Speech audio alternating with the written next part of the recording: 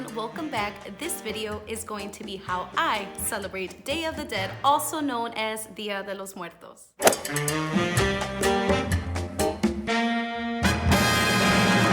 A lot of people say that it's considered a Mexican Halloween day, and others think that it's supposed to be a very sad day. And no, it has absolutely nothing to do with Halloween, and it is not a day of sadness. Dia de los Muertos is a day to honor, celebrate, and remember our loved ones who have passed. We celebrate this day on November 2nd, and it is a huge celebration in Mexico. It is a very Mexican culture and tradition that goes back many years ago, and we believe that the souls of our loved ones come back on this day to visit us.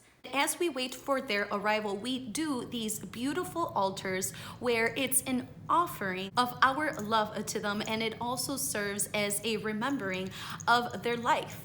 Everyone celebrates and decorates their altar pretty differently. The things that are displayed have a different meaning, and if you're thinking that you need to be Mexican to celebrate this day, you don't.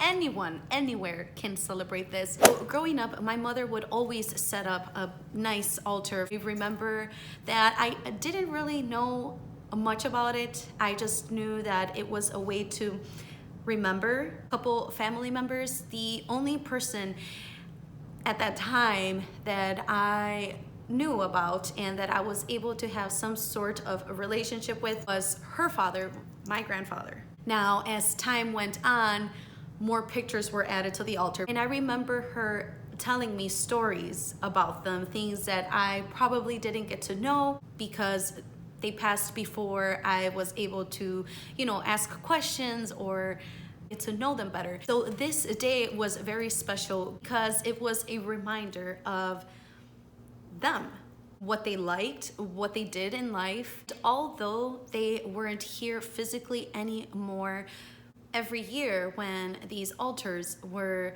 displayed and set up, their memory and their legacy was remembered. This doesn't mean that we would forget about them, throughout the year, but this day was just more special. Now, I don't remember when was the last time that we actually did one. By we, I mean when I was living with my parents, so with my mom, with my dad, and my brother. My mom just one day stopped doing them, and I can't remember why, and I think I did ask her, and she said that the space that she would use wasn't used as a space for my brother to practice playing the marimba. And yeah, I do remember that marimba being there, and it was pretty big, so it did take up a lot of the space. But then it made me think, why didn't we just use, another space? But I don't know. And now that I am an adult, and now that I'm married, and I have my own apartment, I thought to myself, you know what? I think it's time to bring this back.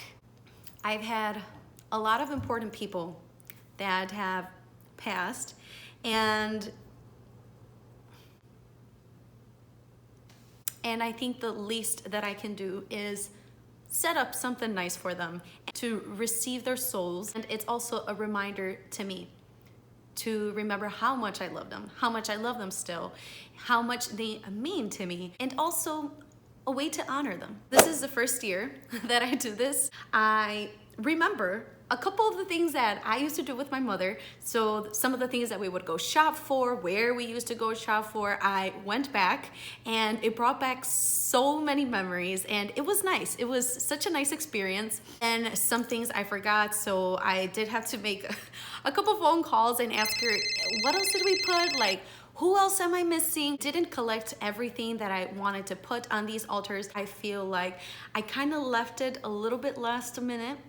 So I grabbed what I could, and I am going to share with you all what I bought. I am going to set up one altar, and it's going to be dedicated for my friends, my family, and I have also extended the invitation to my closest friends and asked them if they wanted to participate and give me pictures of their friends or their relatives that they would want me to display on my altar, because the more the merrier. So I am very excited, and I feel like I want to continue doing this every year. So Kristen, Drea, if you are watching this, thank you so much for letting me display your loved ones. They are all more than welcome here in my home.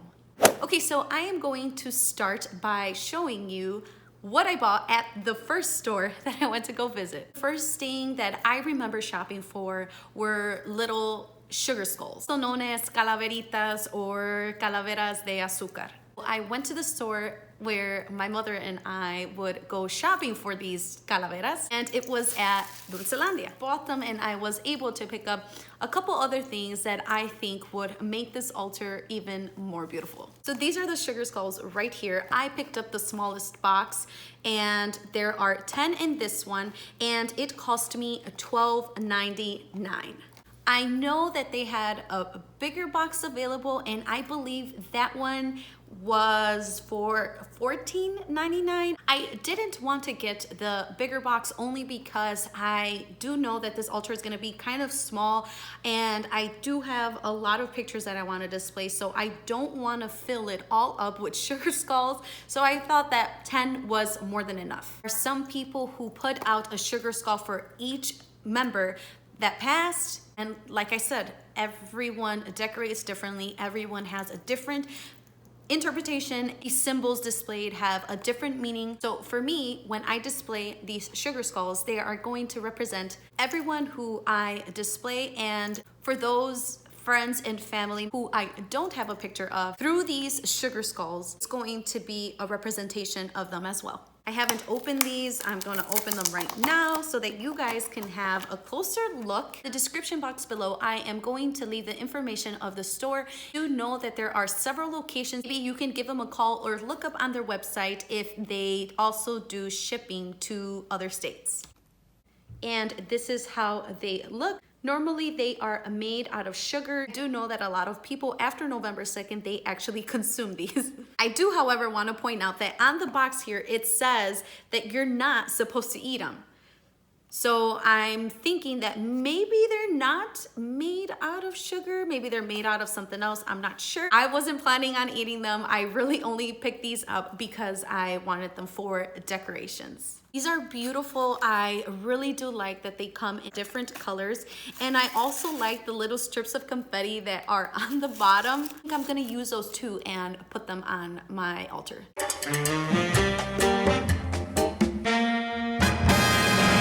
Moving on to the next item, I picked up some Papel Picado. Papel Picado normally comes in different colors, normally used in a lot of Mexican celebrations. So by me putting this on my altar, it's a reminder that Day of the Dead is a celebration. And it also represents one of the 4 elements, which is air in this case. All of these are connected together and set up almost like a garland. When you have it like this, it moves with the wind, and it cost me $9.99. And the last thing that I picked from Dulcelandia was this right here, and it's a tira cempasúchil. So cempasúchil is actually a flower, and they're marigolds. It's that bright orange flower, very popular during this time, and it is the main flower used on Dia de los Muertos. I haven't opened it up, and I am not sure if the store had one of these displayed. I obviously wasn't paying attention. I just got excited and I picked it up.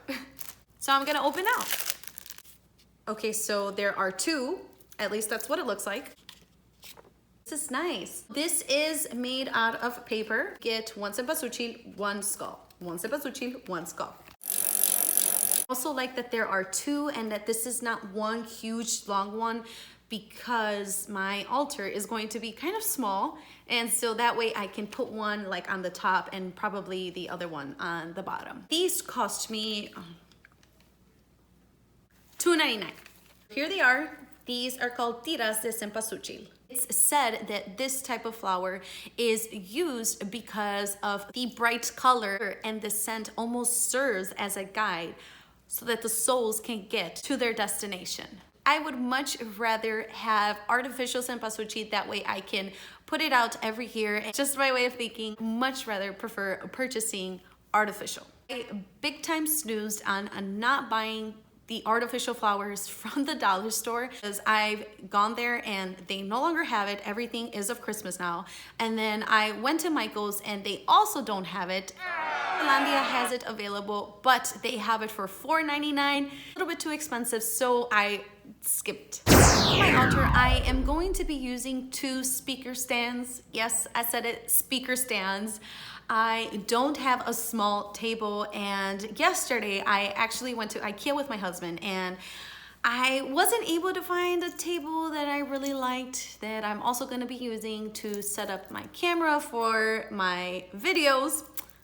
So I said no, I am just going to be using whatever I have at home. And I'm also going to be using shoe boxes to make my altar a 2-level or maybe 3-level altar. So depending on the levels that you have, it also has a certain meaning. So for example, if you have a 2-story altar, it means heaven and earth. If for example you had a 3-story one, it would be heaven, purgatory, and earth. There are people who even have it like 7 or 9. And the next store that I went to go visit was Target.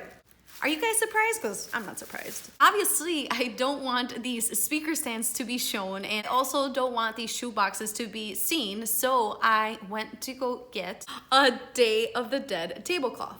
This is pretty big. It is a 60 by 84. I think that this is going to be big enough to cover up everything. And I really like that this material is that easy to clean tablecloth, is that you can just wipe it off. And again, I like that I'm able to use this again for other years. Target had a section for Day of the Dead. However, it seems like they didn't have much left. Again, I want to remind you that I kind of left it for last minutes, but I'm very happy that I was able to get this, and it only cost me $6. The next thing that I bought was a picture frame, and I picked up this one. They also had a smaller one, but I knew the size picture that I had, so I went for the bigger one. And I really like the colors on this. I like the design. It's perfect for the occasion.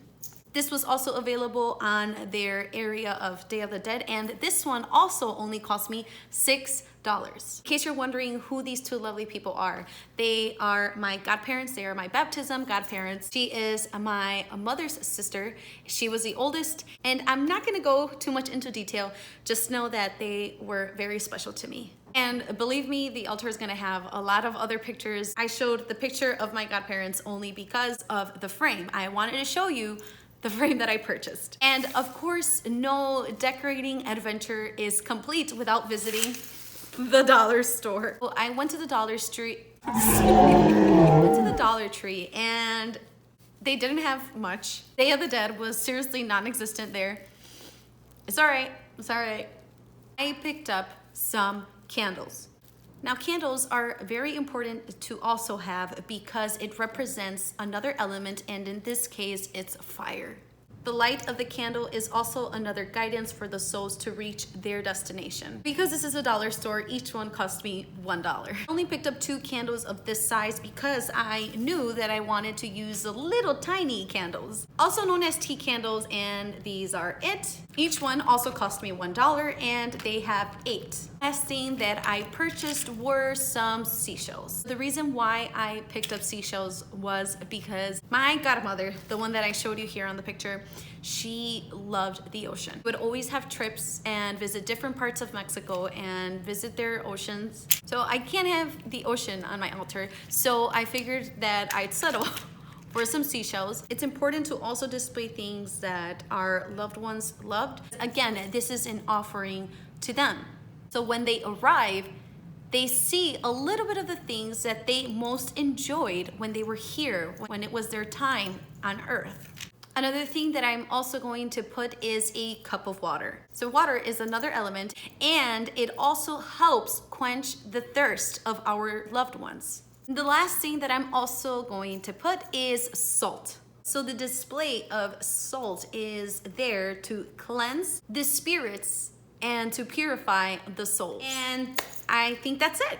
Those are some of the things that I am going to put on my altar. I don't know yet, but hopefully I can get my hands on some pan de muerto, and that's a typical Mexican bread that is also put, and that's almost like the sugar skulls. It's a representation of the deceased. If you go to any Mexican bakery, during this time, they normally do have this bread, and again, it's called pan de muerto. I think that that concludes all my thoughts. I have a feeling I'm gonna look back at this video and be like, dang it, I forgot this and I forgot that, I should have said this. But that's all I can think of right now. If you aren't already following me on Instagram, I invite you to do so. You can follow me under Kam Reviews. I try to post daily there, and I am going to add a couple pictures of my finished altar. So if you're curious to see the final look, go and follow me. I thank you in advance. So let me know in the comments below if you and your family celebrate this tradition. What are some of the objects that you display? What are some of the things that you also do? If you have a question for me, you can also let me know there. I really hope that you guys enjoyed this video. Please don't forget to give it a thumbs up if you enjoyed it. And don't forget to subscribe. As always, continue to stay safe, and I will see you on the next one. Adios! Bye!